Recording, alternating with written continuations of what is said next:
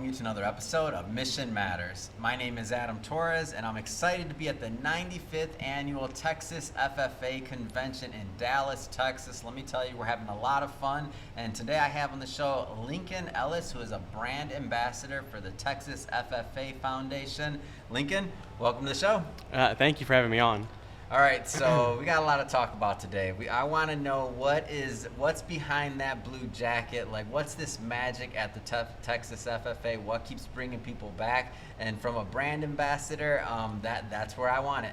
So, just to get started here, when did you first discover or learn about Texas FFA? Well, I've known about FFA my whole life, but I did not join FFA until my sophomore year. And I mean, it's truly been amazing. You asked about the magic. I mean, it's difficult to put into perspective, into words, what this jacket represents and what it means to the students. And I mean, it's crazy the opportunities that's afforded to us and that we are offered from different things like this right here.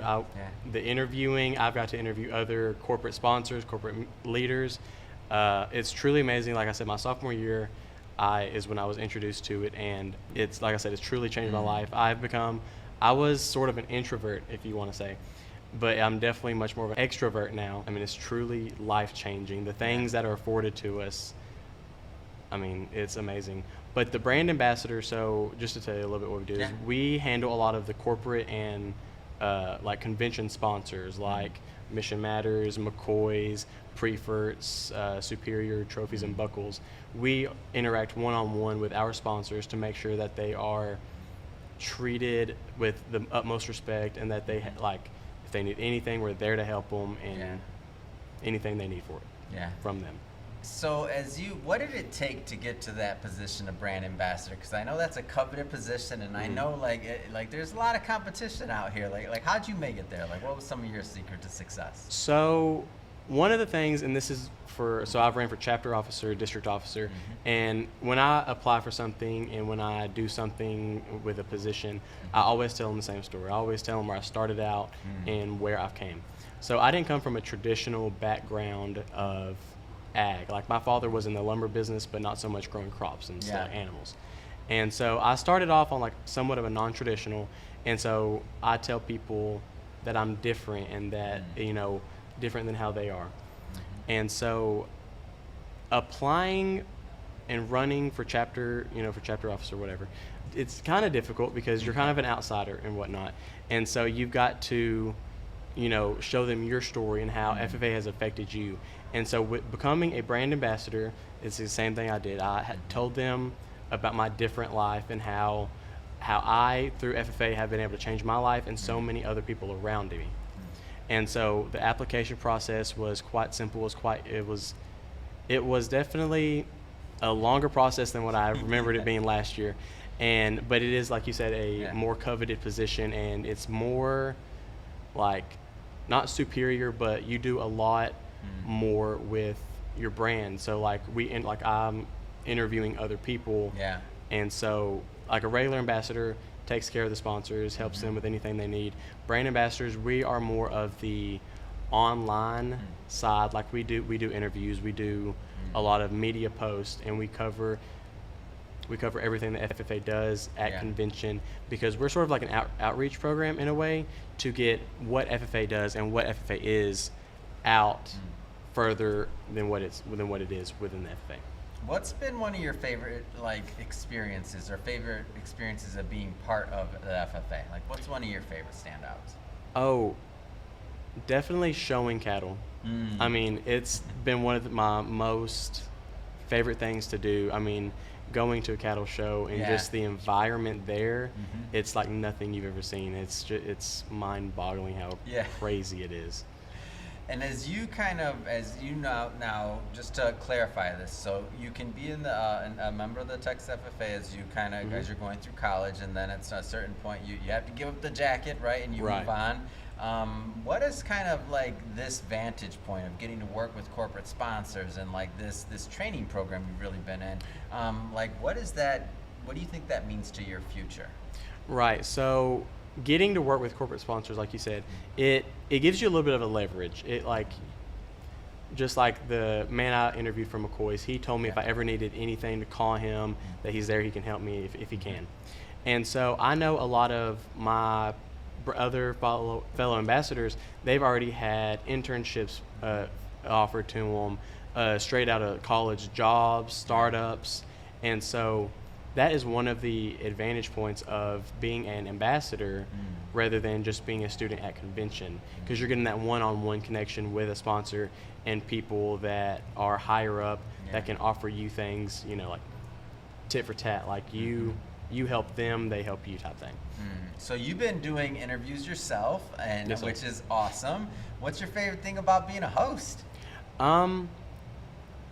Honestly, it's different. It really, Yeah. I mean, it's different than like being the one to ask It's the fun, questions. right? It is, yeah, it is fun.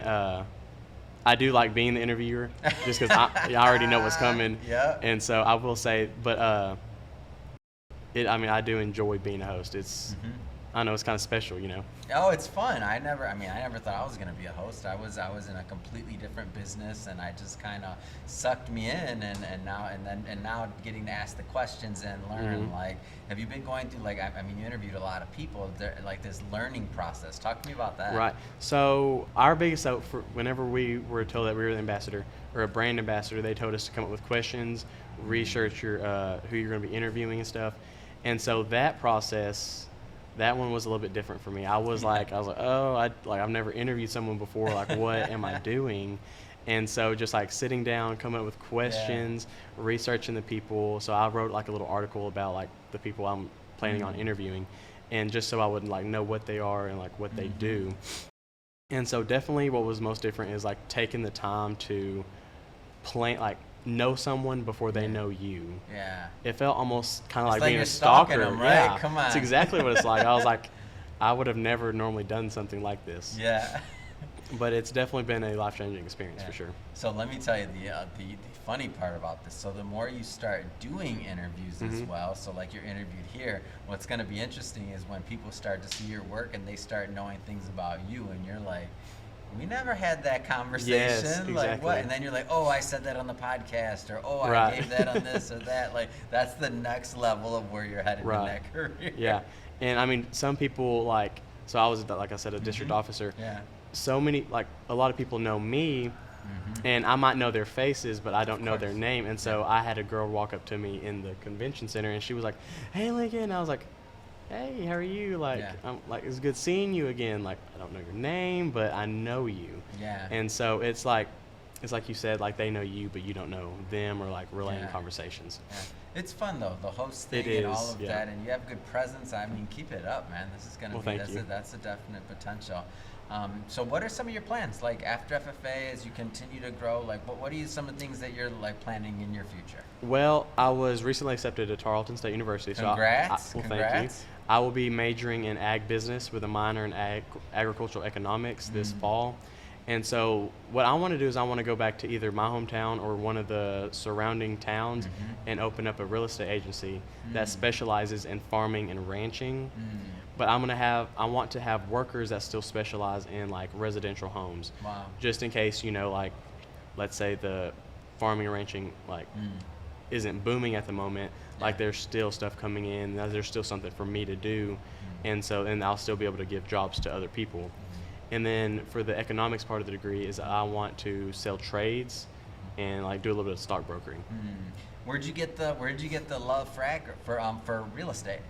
My grandmother, she was a real estate agent, and I always thought it was kind of cool because you see movies and stuff, or like videos with people like selling homes, and I always thought it would be kind of cool to like sell someone their dream home or something like that. But you're thinking more on the commercial side, so like farm, ranches. Yes, like I don't know if you know, but 4-6's ranch recently went up for sale within the past 2 years, and I thought it was cool. Like the real estate agency, that's that's one of the larger ranches and farms in Texas, and I was like, that was really cool for like someone to take it, have it on the market, and then sell it for an owner. So that's most interesting. definitely. Yeah. And then like dairy operations, like you've got to know a lot about what you're selling to market it. Yeah. No, that makes a lot of sense. Did you meet with one of the other sponsors here, Jim Wong, by any chance? No, sir, I did not. Oh, we're going to have to introduce you to him. So he's over Okay. at eXp Realty. He's also an author in one of the books we just put out Okay. here. And that's one of his main objectives as I was interviewing him is they want to, he's a big commercial real estate guy. And Okay. eXp Realty, I mean, they have like, I don't know, 40,000 agents or something. Oh, so they're, wow. they're huge, yeah, publicly traded, and he was here, and that's just, I'm bringing up that story for the other corporate sponsors out there that should be here, like you want to be here. Like you're seeing it live now. So for example, if you've been watching this series for a while, I've asked some of the other individuals that are corporate sponsors why they're here. Now you're hearing from the other side of things. You're hearing somebody that's wearing the blue jacket, as you can see, talking about real estate. Oh, guess what? We have them to link a corporate sponsor to link them with, whose objective is what? Commercial real estate in Texas. So when I say these things, I'm just showing you, like you just saw it happen or heard it, if you're listening to this on the podcast, real time, like this is how it happens. And Yes. this is why we think more corporate sponsors and more individuals should be here, because I mean, your peers, you yourself, Yeah, most like definitely. there's so much potential and there's so much promise and there's so much good talent here to that's really our next generation of leaders. Yes, most definitely. I agree with you 100%. Yeah. Well, I'll tell you, Lincoln, really appreciate you coming on the show today and Well, thank taking you. some time, and happy to bring this to our audience and really just help tell the Texas FFA story. Yes, so sir. thank you for coming on. Yes, sir. Thank you.